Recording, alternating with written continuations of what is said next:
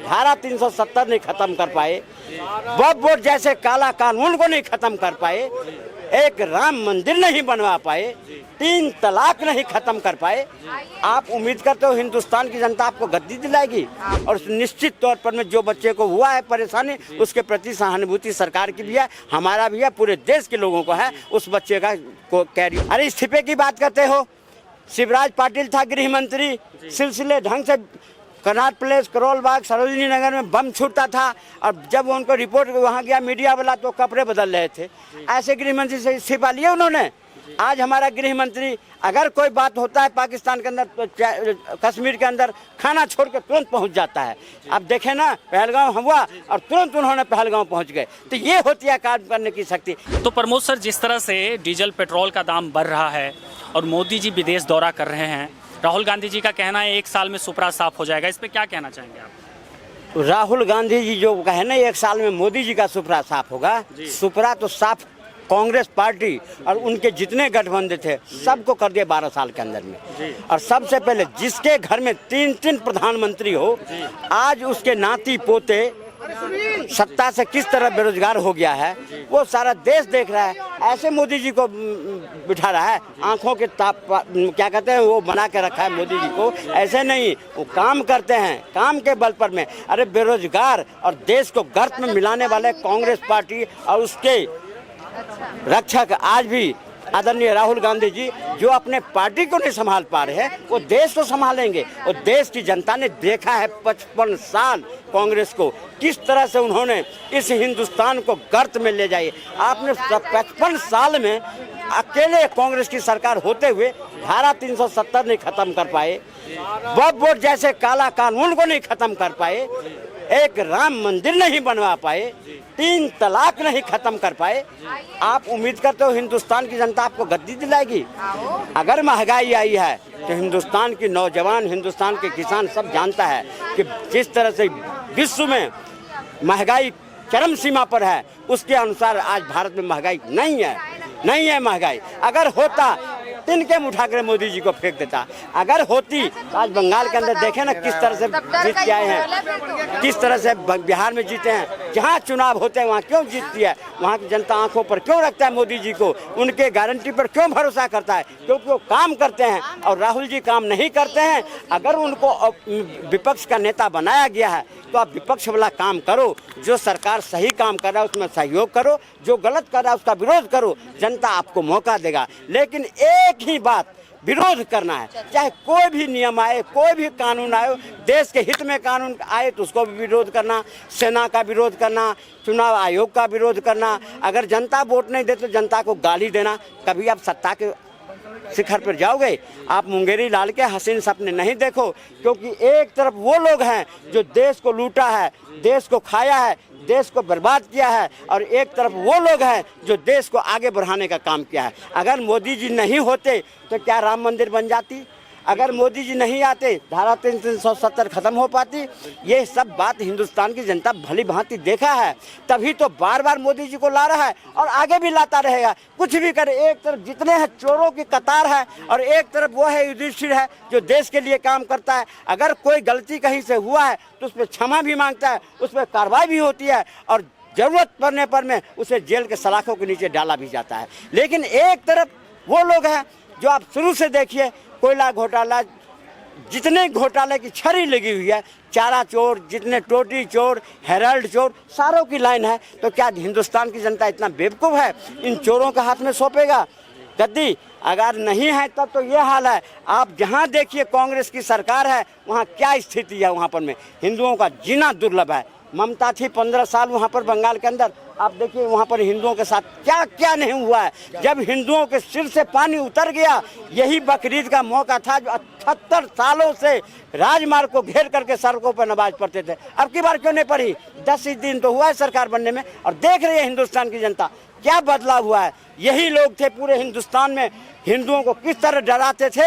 ये नमाज तो बहाना था, असली हिंदुओं को डराना था। जो सड़क घेर करके नमाज पढ़ते थे, खुले गली में कुर्बानी देते थे। अब की बार ये कितने शांति ढंग से कानून का पालन करते हुए जो कहते थे कानून को हम मानते नहीं, वो किस तरह कानून, अगर बाबा ने कह दिया सड़क पर आवाज नहीं पढ़ी जाएगी, न जाने कितने ऐसे लोग थे जो कहने से लगे कि हम तुम अगर तो आपकी सरकार पेपर लीक पे क्यों नहीं कुछ बोलती है? नीट की पेपर लीक हुई बीजेपी के राज्य में और उस पे चुप्पी साधी हुई है बीजेपी, आखिर क्यों? अगर बीजेपी चुप्पी नहीं साधी हुई है, आप धर्मेंद्र प्रधान जी का स्टेटमेंट देख लीजिए, उन्होंने जितने बच्चे थे वो सिर्फ उन्हीं के बच्चे नहीं थे, हमारे भी बच्चे थे, सभी बच्चों के प्रति सहानुभूति व्यक्त किया है, उसकी गलती को स्वीकार किया है और उस पर में कार्रवाई की जा रही। 40 लोगों को सलाखों को नीचे डाला गया है और फिर उस पर में सख्त से सख्त कार्रवाई हो रही है। और जून में जो पेपर देने वाला निःशुल्क होगा, आने जाने के किराए भी सरकार देगी। और इस तरह से होता है क्या, कांग्रेस के राज में कितने घोटाले हुए, कितने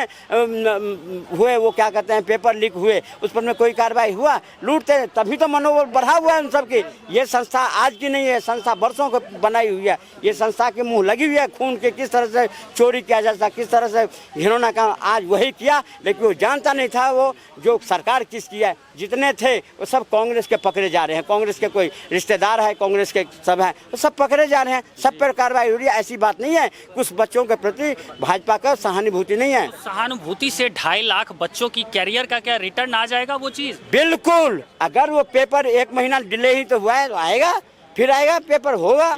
और अगर अब की बार कोई बात होगी, अब देश में एक कानून बनने जा रहा है कि पेपर लीक कभी अब नहीं हो सकता। लेकिन धर्मेंद्र प्रधान जी के कार्यकाल में 2014 में भी पेपर लीक हुई थी, जिसपे भी कोई संज्ञान नहीं लिया गया। मैंने कहा ना, कांग्रेस के टाइम में 27 बार हुआ था जी, अखिलेश यादव टाइम में हुआ था। तो जितने ये संस्था बनी हुई थी कांग्रेस ने ही बनाया था, उन सबके सहयोग से बना था। अब मुंह तो लगी हुई है उनको, ये जितने बैठे हुए हैं उसमें सब उन्हीं के तो रिश्तेदार सब हैं। वो सब लिख करके सरकार को बदनाम करने की कोशिश करी, सरकार सब पर काबू पा रहा है। और निश्चित तौर पर में जो बच्चे को हुआ है परेशानी, उसके प्रति सहानुभूति सरकार की भी है, हमारा भी है, पूरे देश के लोगों को है। उस बच्चे का कैरियर खत्म नहीं होने देंगे। विपक्ष का कहना है कि मोदी जी देश विदेश घूम रहे हैं, मेलोडी चॉकलेट बांट रहे हैं, यहाँ पे मणिपुर उनको दिख नहीं रहा है, बेरोजगारी दिख नहीं रहा है, भूखमरी दिख नहीं रहा है, और वो जगह जगह देश विदेश घूमते जा रहे हैं। इस पे क्या कहना चाहेंगे? चाइना को न जाने कितने वर्ग जमीन दे दिए, वो चॉकलेट से बड़ा था या चॉकलेट के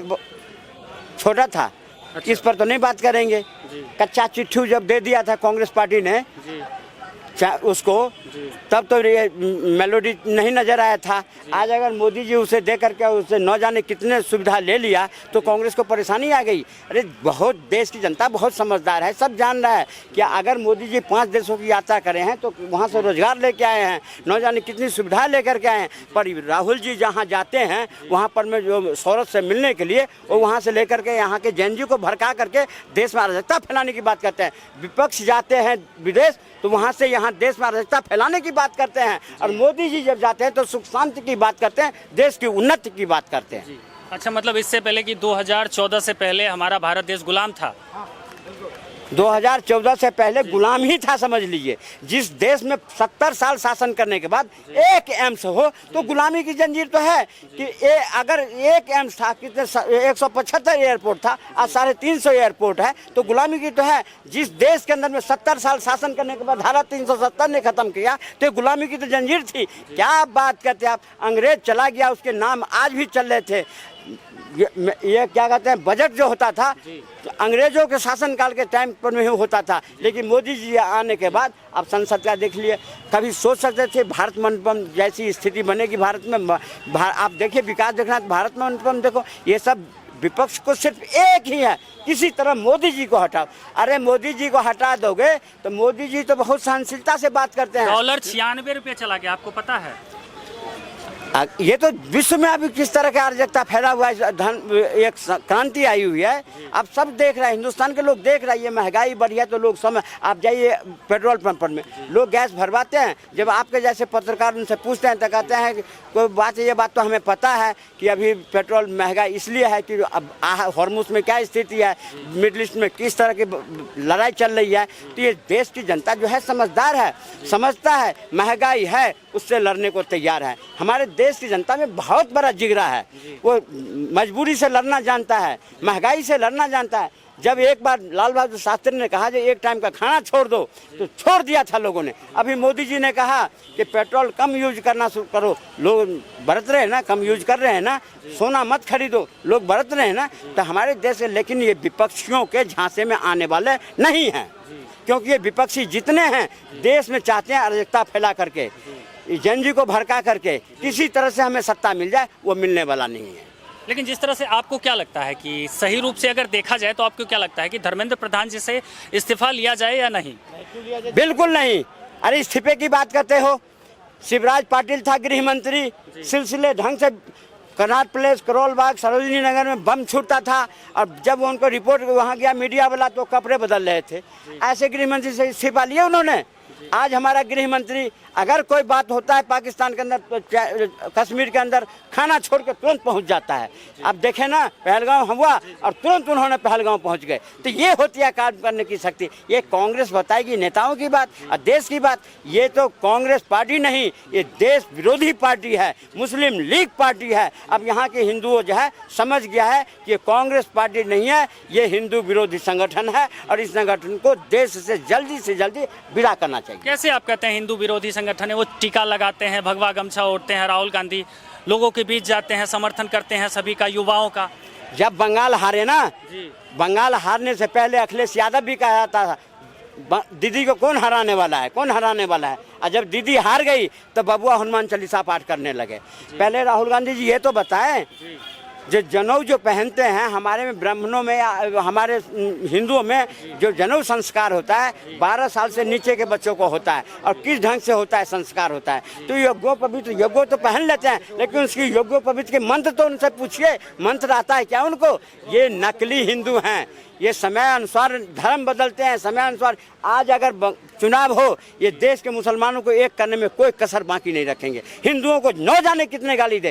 कल तक दयानिधि कौन था वो सब, जो हिंदू संघ, वो जो भी स्टालिन था, स्टालिन वो कहता था सनातन धर्म तो डेंगू मलेरिया, आज सनातन ने खत्म कर दिया। कहाँ है पूछो? जिसने सनातन को खत्म करने की कोशिश करी, हिंदू धर्म को खत्म करने की कोशिश करी, वो नक्शे से गायब हो गया, उसका पतन हो गया। अब आखिरी है 2027 में जो ये अखिलेश यादव हैं, उसका भी सत्यानाश होने वाला है, क्योंकि हिंदू जागा है।